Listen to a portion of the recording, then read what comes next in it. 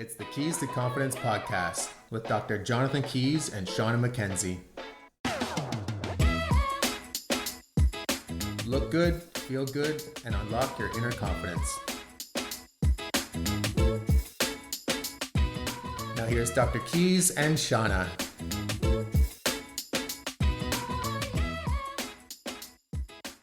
Welcome to Keys to Confidence. Thank you so much for joining us. We are a brand new podcast about looking good and feeling good. I am Shauna and I'm joined here with Dr. Keys today and every day. Thank you so much for starting this podcast. Hi everyone, thank you for joining the podcast. We're really excited about getting this started. It's something we've been talking about doing for over a year, I believe, and we're finally getting a start with it. Yes. Today we are starting our podcast off right. We are talking about Dr. Keys' very motivational, interesting, and cool journey. And I'm so excited to talk about it and for you guys to hear about it, because every time I hear this story, I'm so motivated. Yeah, it was quite a journey, to say the least. It didn't start out in the most traditional way, but the end result ended up being, what I wanted. So you started your journey into being a doctor kind of later in life. Definitely later. How old were you? Is that appropriate? In my 20s. Oh, okay, nice. It is kind of late to start in your 20s, but I guess it's never too late for anything. That's right.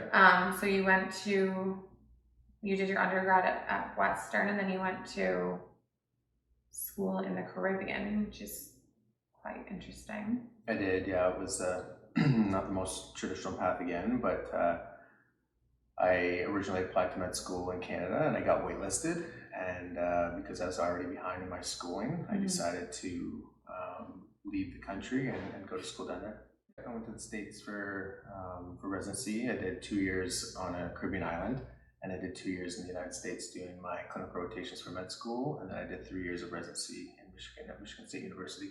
You probably saw a lot of interesting things. I did see a lot of interesting things. What was your favorite story from being in residence? My favorite or my most memorable? Both. Oh, goodness. My most memorable one, which is not the most positive one, and I think I've told you this before, was I was just fresh in the hospital. I was on a surgical rotation. I really knew nothing about the hospital in general, and 2 kids got hit by a car when they're walking to school in the morning. That's so sad. And so that was the first traumatic experience that I actually experienced while I was, doing my training. I was doing chest compressions for the first time on an 11-year-old. There was blood coming out of her ears, coming out of her mouth. Oh my gosh. Yeah, and she ended up not making it. So that was an eye opener, yeah, for sure. Most memorable one, or my favorite? I don't even know. I never thought of that. Meeting great people. The doctors that I had along the way.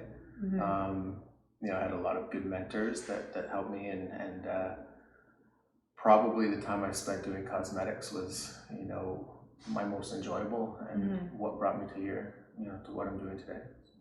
Didn't I remember, if I'm remembering correctly, you had met someone there specifically that kind of introduced you into cosmetic? How did you get on that?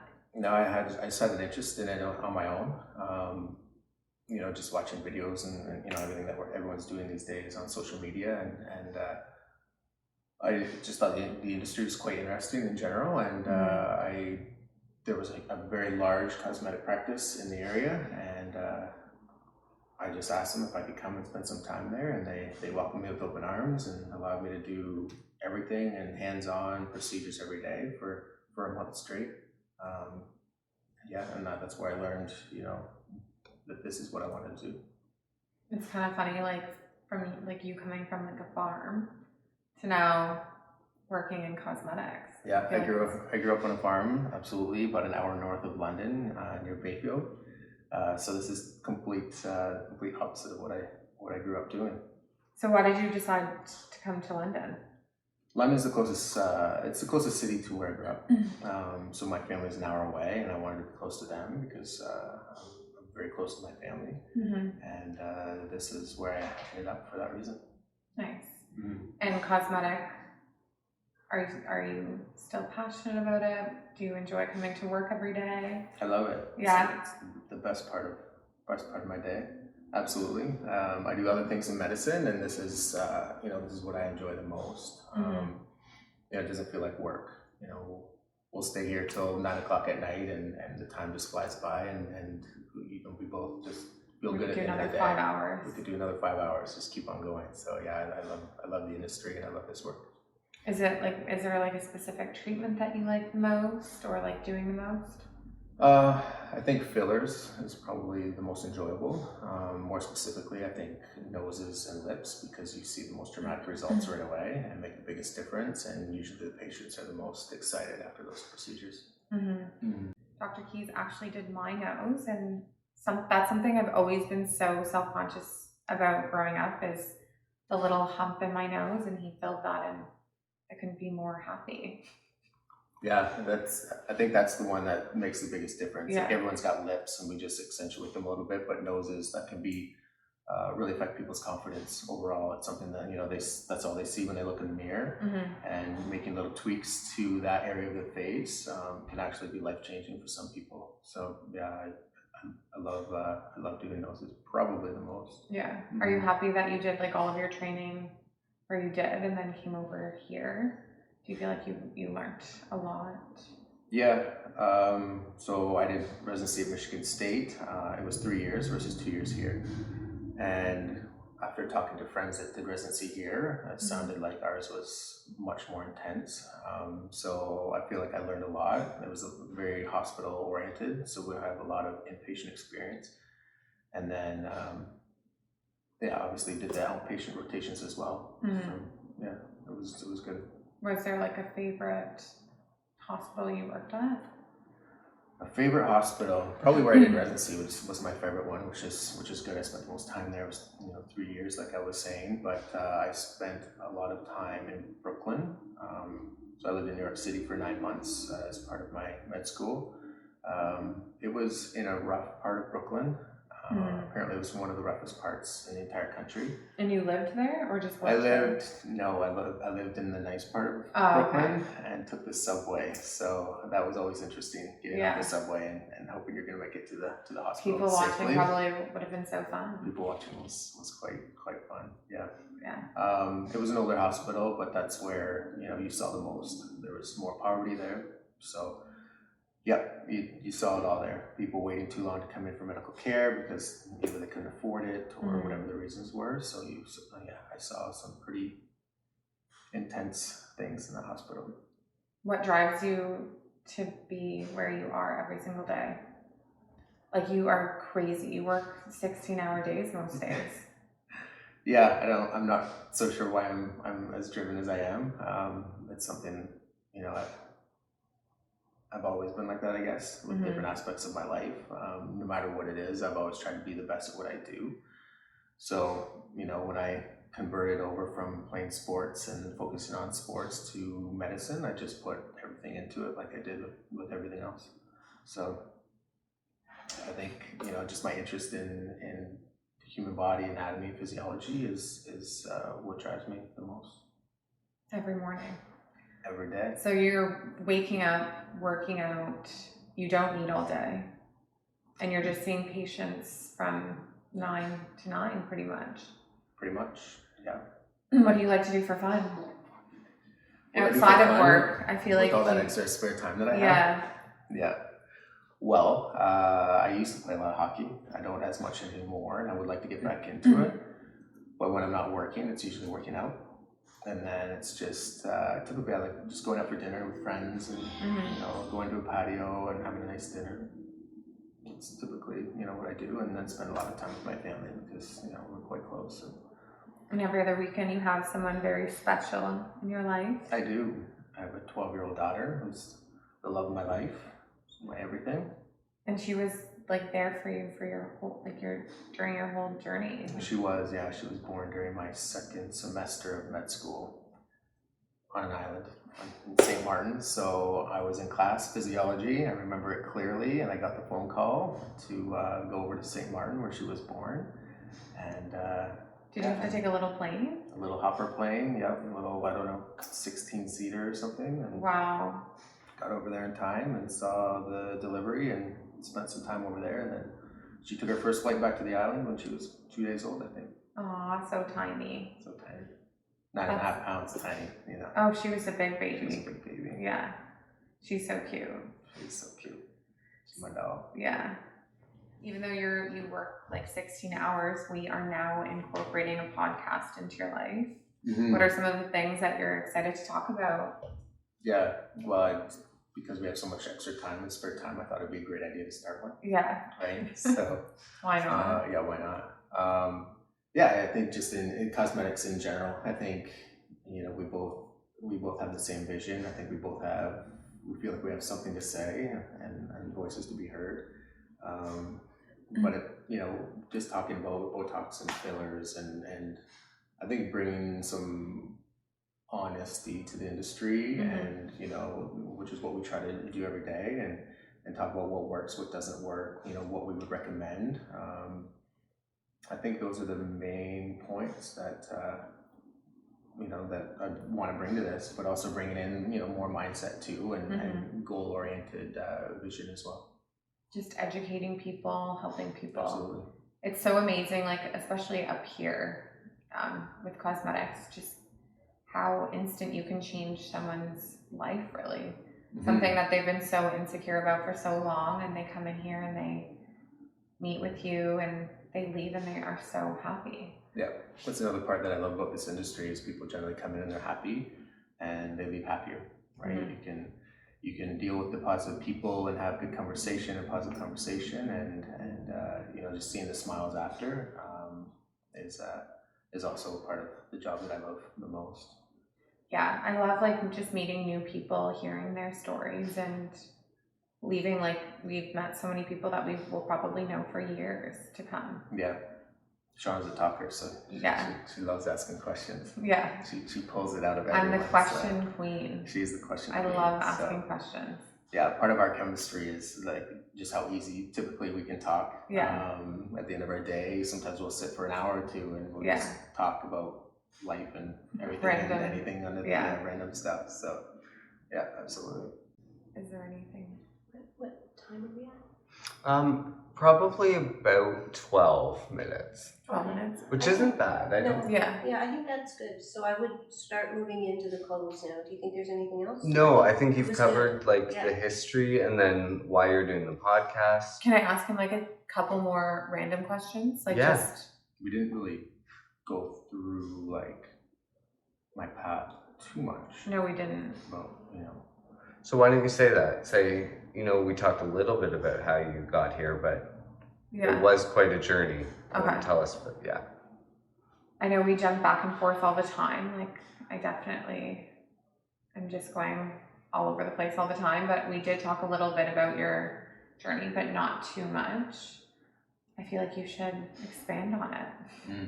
Because it's so exciting. Yeah. And I love talking about myself. Yeah. No, for sure. It was definitely unique. Like through high school, I played sports and I partied and had fun, and education was not a priority at all. I, you know, took the easiest path possible, and then I finished high school. My brother went to agriculture college. We grew up on a farm, so I was like, well, I guess that's what I'm gonna do too. So I cannot picture you as a farmer. Yeah, that was not my best decision ever. So I went to the University of Guelph for that for 1 semester. 2 weeks in, I was like, no, this isn't for me. So I went back to high school. Who goes away to university and then comes back and goes back to high school? It's maybe not the best decision, but I needed more. I wanted to upgrade my school, and I knew I wanted to do something in school, and I wasn't going to farm anymore. So I had to get, you know, a better education. So I did that. I took a year off. Still didn't know what I wanted to do. Then I moved in with some guys on my hockey team. Wow. I took a 1-year program at Benchell College, pre-health science. Also not super motivated to do school, obviously. I think 2 of the 6 of us actually passed our programs. It was just a frat house? It was basically just a frat house. and then still didn't really know what I wanted to do. I had an interest in healthcare. I think I maybe took another year off, and then I took massage therapy, of all things. Again, like the opposite of farming. Did you like that? Yeah, actually, I really liked the science, like the basic science, learning about it. So I was probably 2 weeks in, and that's where I really gained my passion for like anatomy and physiology, biomechanics, and knew I was going to do something in healthcare, but I didn't think it was going to be massage. I knew I would continue on, but I didn't know what it was going to be. I feel like going from massage therapy, just jumping right into the deep end of your undergrad and then med school, like, yeah, who are you? Yeah. It was interesting. So before I even finished massage therapy school, which was 2 years, I started at Western. And were you doing both, or you just finished? Yeah, I was doing both. So they overlapped a little bit. And then my first course at Western was chemistry. Like, I'm just gonna jump in, like you said, into the deep end. I'm gonna take one of the hardest first year courses possible, just to see how I did. Yeah. And it turned out great. I did really good, and that was the kind of the solidifying point where I was like, you know what, maybe I am smart. And just kind of. Well, I didn't know, right? I didn't know because I never applied myself. Yeah. Right? And then I was at Fanshawe and massage therapy school. I was like, well, maybe these aren't the hardest schools. You know, maybe I'm just getting really good grades because they're easier. Just a side note, Dr. Keys is very humble. Like, I mispronounce so many things when it comes to medical terms, and he never corrects me. Like, I literally Google it just to hear this, like the sound, just so that I know that I'm saying it right, and I still say it wrong. Yeah, H. pylori. Yeah. Right. Oh God. But yeah, you're very humble. So I feel like for this, like you talking about yourself right now is probably a little bit hard. A little difficult. Yeah. Yeah. So then after that. Yeah, so I ended up doing 4 years, a 4-year undergrad in 3 years. I went year round, studying constantly because I was playing catch up because of, you know, the lack of effort that I put in through high school. So super intense, studying all the time. Because I was trying to get the grades to go to something. And I wasn't even sure at that point when I was at Western what I was going to do. So I just knew I wanted to get good grades because I was going to do something after Western. So I ended up applying to chiropractic school. At that time, I think there was only one school in Canada. I got accepted after my 3rd year, which was... was it McMaster?